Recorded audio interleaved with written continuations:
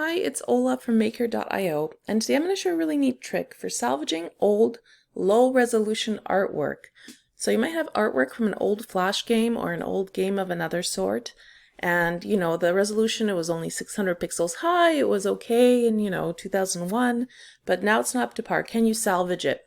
So maybe this is something that you cracked a Swift file and you pulled the bitmaps out, or maybe you had the Flash file and you generated a sprite sheet, or maybe you had the original PSD file like I do in this case. It doesn't matter, the trick is the same.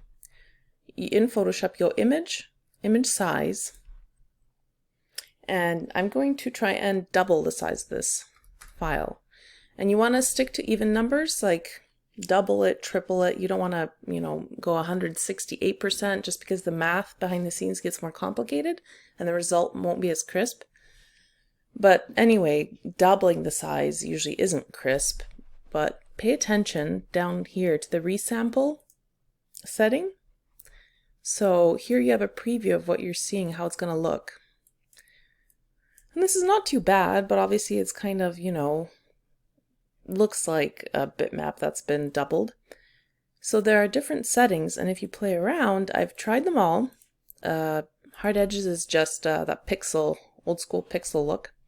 But the best setting by far is Preserve Details 2.0. And then you crank Reduce Noise. And I've played around, it seems 100 works pretty well. And look at this, it's incredible. It actually creates more detail than the original had. Like the earring, it understands that this is like a little teardrop shape on the inside and outside. Whereas before it was like 9 pixels, but it's so smart that it figured out the shape it's trying to make. I mean, the mouth, it was like 2 pixels tall and actually figured out to make a smooth curve upward. It's wonderful.